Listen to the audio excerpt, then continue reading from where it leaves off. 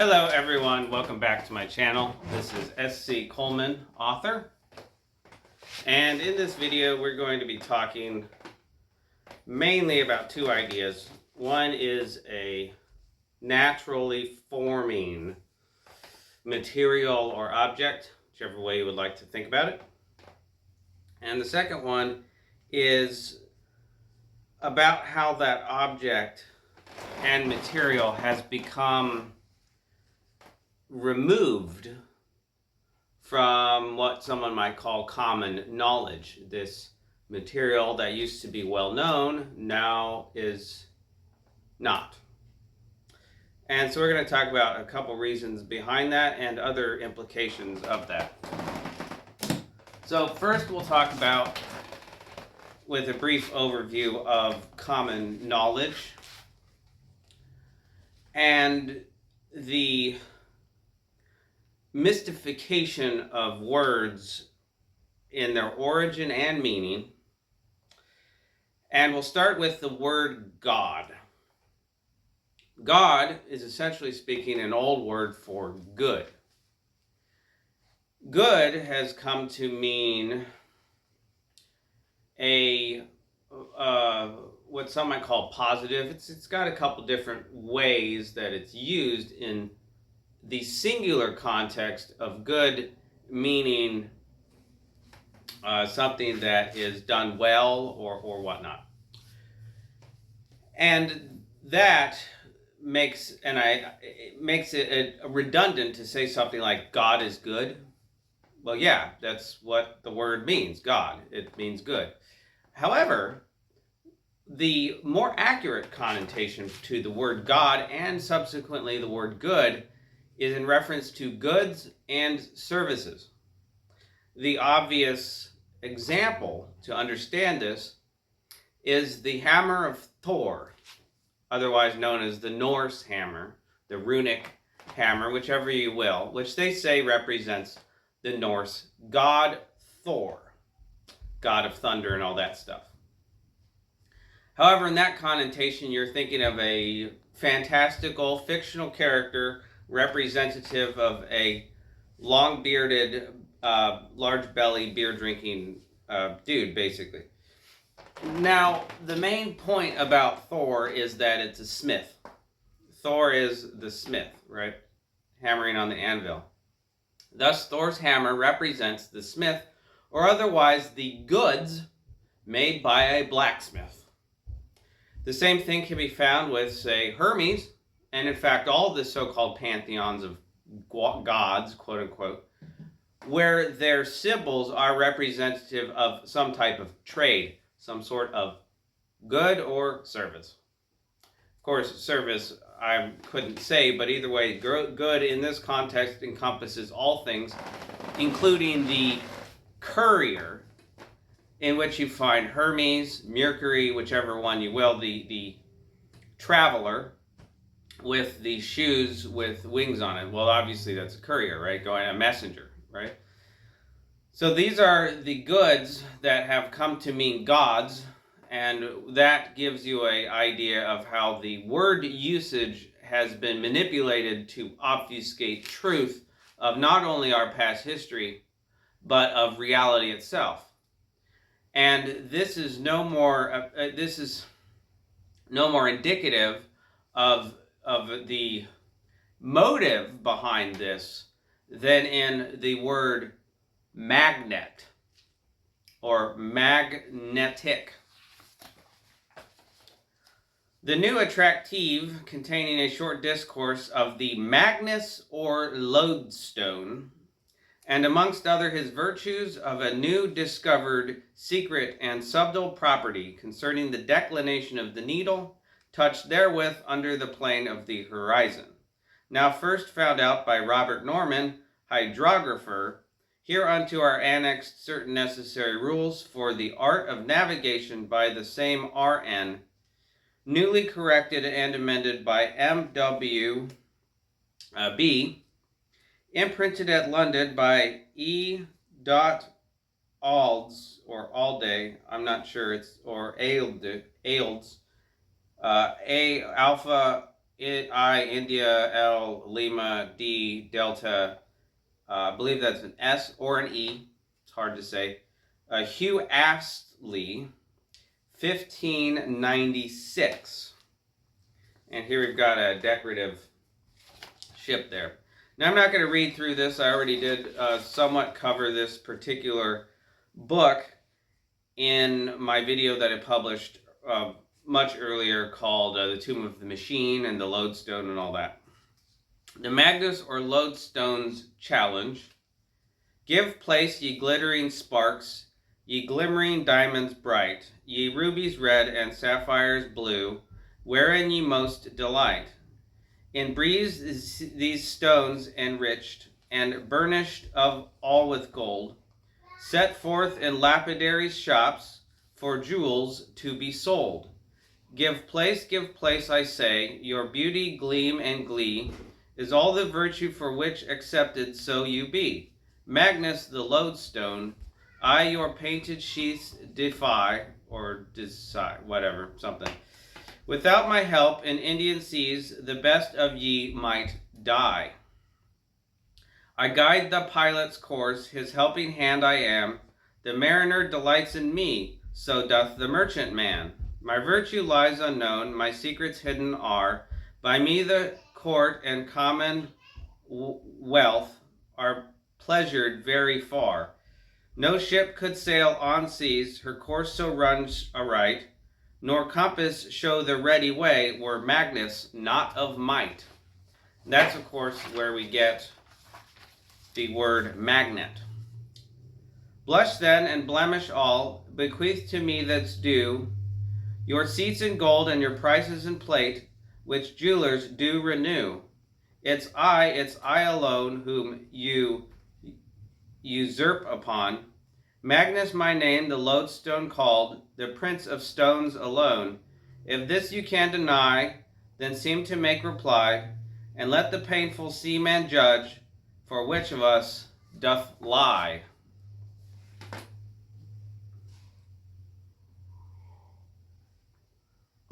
The mariner's judgment. The lodestone is the stone, the only stone alone, deserving praise above the rest, whose virtues are unknown. The merchant's verdict. The diamonds bright, the sapphires blue, are stones that bear the name, but flatter not and tell the truth, Magnus deserves the same. So, Magnus, of course, meaning massive, or great. So you think about the effect of these stones and the fact that in this particular book it's said that large deposits of lodestone, of whatever that material is, of which we virtually know nothing, and in fact they knew way more than we did, and it was commonly known. So one has to wonder the effort and also the implications of the extent to be able to eliminate something so pervasive and simply replace it with something you call a magnet, with no other information other than you repeat it over and over and over again, and you also obviously get rid of all the other text, literature, whatnot that refers to it. So the sparse amount of information out there about something that was commonly known calls into question just about everything in the natural world. And most importantly, I would say, would be the nature of the universe. If you have an object which has the capability to pull ships down to the depths of the ocean based off of a iron content and whatever that ship might be carrying, well, then that makes you wonder just how much this material specifically affects the nature of the universe.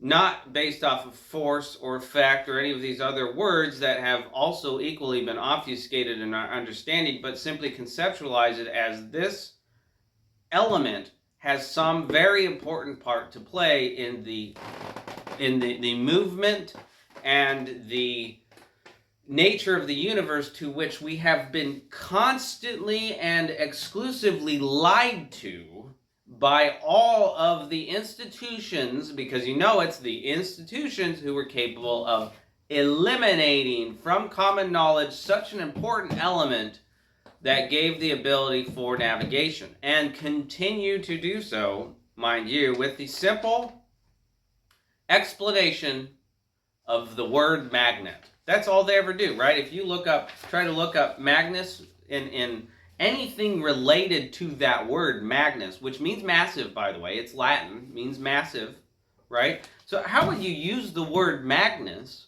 How would you even look up the translation for it when everything online, and of course will be the same thing in all of these institutions, will navigate you to magnet?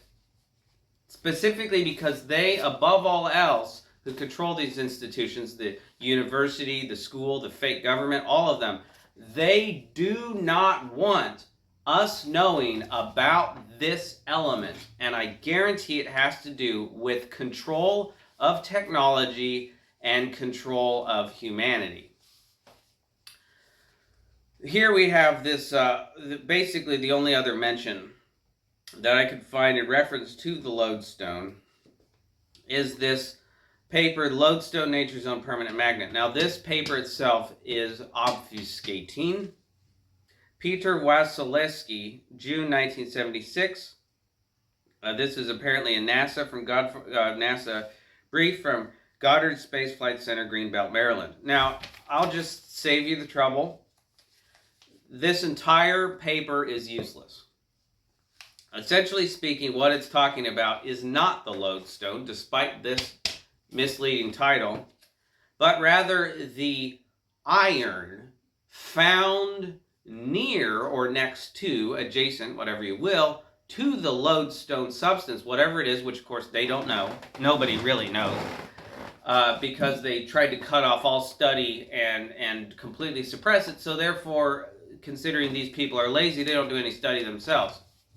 All this paper does is tell you they have no clue how a lodestone is formed or what it is, and they have no clue because this one focuses mainly on the iron, which maintains magnetic properties. Well, we're using the word in magnet the way they use, but it maintains the properties of the lodestone even when it's separated from the lodestone, but the iron ore itself is not lodestone. Whereas other iron in the deposit, where lodestone is generally found in iron deposits, that other separate iron might not have the same properties. So the lodestone imparts its properties to iron permanently, essentially. At least that's mainly what this is focusing on. They're calling it the proto-lodestone, being that iron ore which contains lodestone properties and that has the capability to pass on those properties to other iron and so on and so forth, or ferric metals. Most of this paper has a load of crap mixed into it.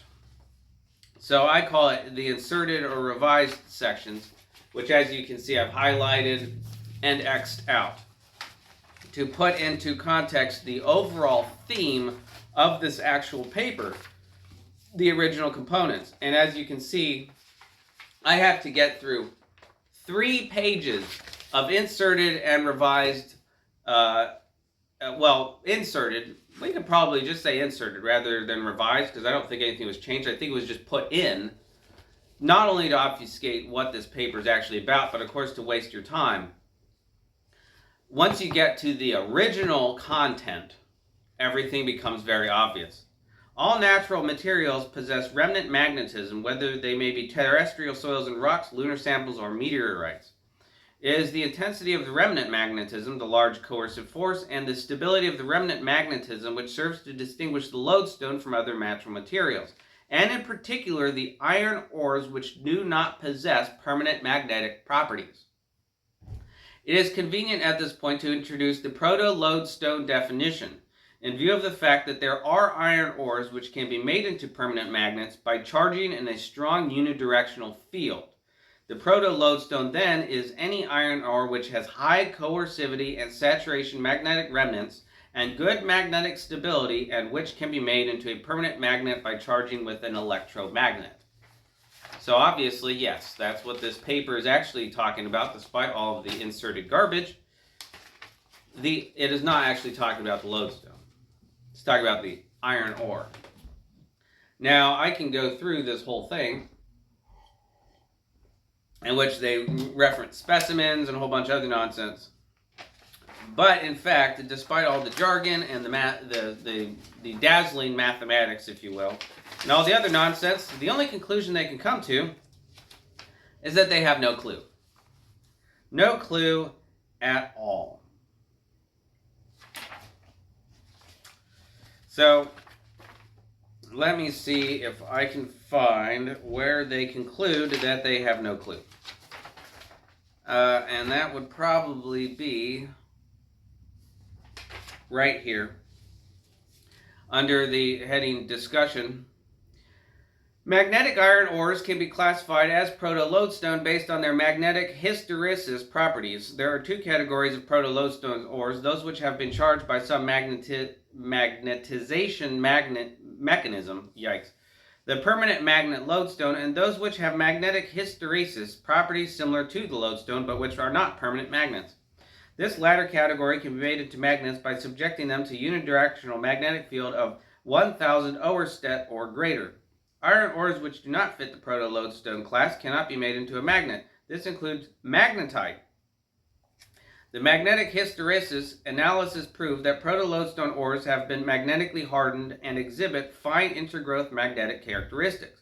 The proto-lodestone are analogous to precipitation alloy magnets such as alnico, whereby hardness is achieved by decreasing the magnetically effective phase volume and adding shape, and anisotropy with magnetic interactions figuring to be significant, blah, blah, blah.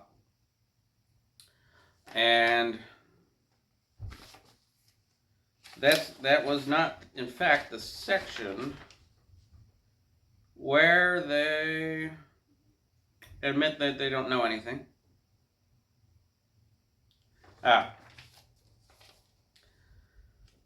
All right, here we go.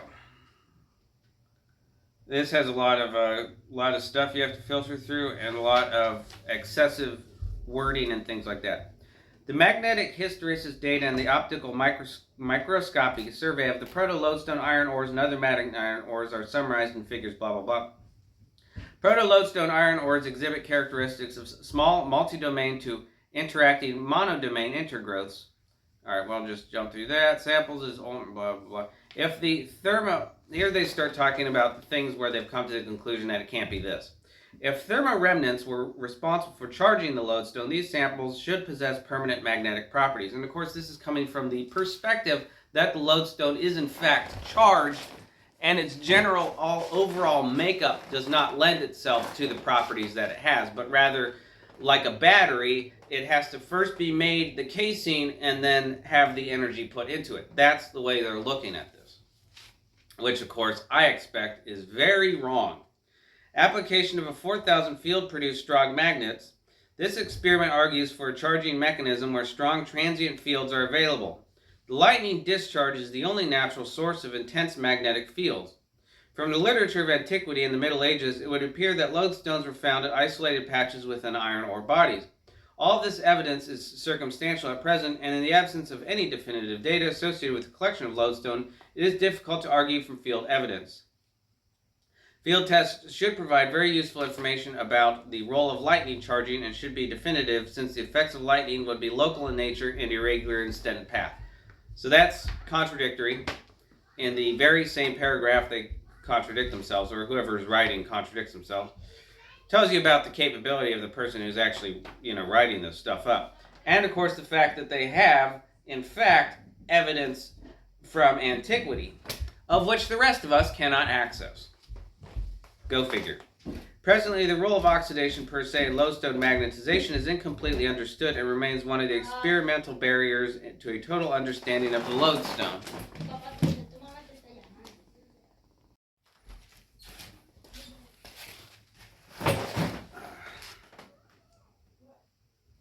We do not know that oxidation, decomposition, and magnetite proceeds according to the classical blah blah blah psycho-shear mechanism in relatively uninterrupted fashion, producing recognizable patterns in lodestone with the primary evolution pattern, the fine scale of primary blah blah blah. Other important aspects of the proto-lodestone ore involve the role of tectonic stresses, the development of cataclastic texture, and the possible development of anisotropic and anisotropic precipitation and oxidation patterns. These results are peripheral to this presentation, but important to a total understanding of lodestone and will be presented at a later time. So yeah, basically just a bunch of blah blah blah. We have no idea, and that is the answer. And just, showing a bunch of facts and figures and data and using a bunch of nice words and having a whole bunch of graphs and all that stuff, and they come to the conclusion that they have no clue. So the likely conclusion is that, in fact, this element, the lodestone, whatever it is, has been an integral technological component of human advancement and history, and has, effectively speaking, been erased by those who believe themselves to be masters of humanity, as they would call themselves. Now, they give themselves lofty titles, like here with this. Anybody who comes along and reads this and says it's nonsense, they would say something like, you cannot question the efficacy of somebody who has 13 or 15 years training in the scientific academic field, right? That's what they would always do. Regardless of whether that person's right or wrong, or whether reality is in fact contrary to them, they will always stand behind the fact that title, arbitrary title, years of experience, and a whole bunch of other nonsense are paramount to, what's real or not. You're either right or you're wrong. It doesn't matter what title you have or how many years you've been working. I guess all those years you've been working, you've just been working wrong, right? And then, of course, they'd be like, oh, well, who are you to say that you're wrong or right, or who's wrong or right, or all that nonsense, right?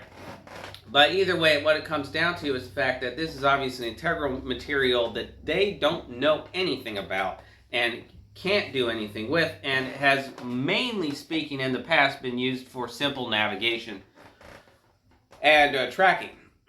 It's possible, of course, in my belief, that it was also used for transportation of large objects, because naturally speaking, if you take two magnets and you put them in opposition to each other, you get that field where you can basically put as much weight on you want on it, and the magnet won't break down because it's just sustained there. Now, with that example of taking a cart with a magnetic, a magnetic spring, if you will, a sort of suspension system, well, you can load way more weight onto those things than you can with our large, advanced technology, modernly developed trucks, So there's a lot more to be called into context with this object about its nature and interactivity with the universe itself. But also the biggest thing about it is that all of this effort is specifically focused on absolute and total suppression of this naturally large quantity forming element. And it makes you wonder how many technologies are out there that we've built based off of this element. So when I was talking about the obfuscation of the word God in reference to goods being made, and the fact that all of these symbols of quote-unquote the pantheon of gods and this fictional historical characters and all this nonsense, and the so-called customs and myths and all that stuff, well, those are actually just symbols for trades, for where you go to find something. Like you go to a blacksmith, who's going to have a hammer and anvil, usually in the medieval signage system, not necessarily even have a name on the door, just there's the blacksmith, right? There's the town blacksmith. There's the town baker, you got bread or whatever, the town grocer, the town armorer, whatever. Of course, that's another word that's really weird, is armory, because in the Marine Corps, the armory is where the weapons are kept, and yet an armorer is somebody who specifically and only works with, protective equipment. That doesn't make any sense. Our armorers work with guns and weapons and stuff, and would have worked with swords and things too. So that's And then there's of course arms, right? Armor, arms, arming, so many things like that. So this book, The God Kings and the Titans, it presents a lot of interesting analysis about elements and details throughout various, it's almost completely conclusive of international trade, anyway. Ancient, early international trade with Phoenicians, the Cretians, the Sumer and Akkad, all those different places and groups and whatnot.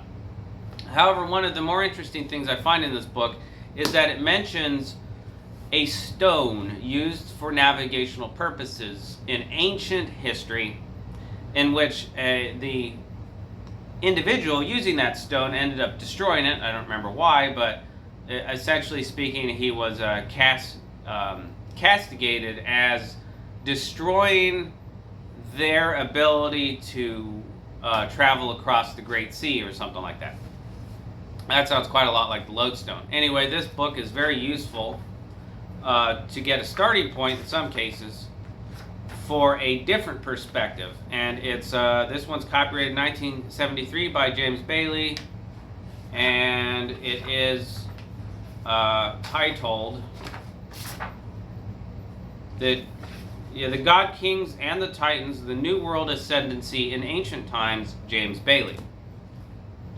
Now, the last thing I want to talk about as far as the obfuscation of history in the past and the motives of those doing it. It can be easily understood in the context of colonial America, so-called, the various colonies. As referenced in the book Trade and Empire by, I actually don't remember the name right now. The colonies are described today as having been British subjects, and that the revolution, or war for independence, so-called, was the separation from the British Empire. That could not be more false, or that, well, either way, whatever. That's just a fake. It is an obfuscation of the past, but for a very specific motive. The colonies at the time that they waged war against, specifically, Royal Marines of the British military, were sovereign. Now, the easiest way to understand this, and also the fact that the entire 300-year period from their alleged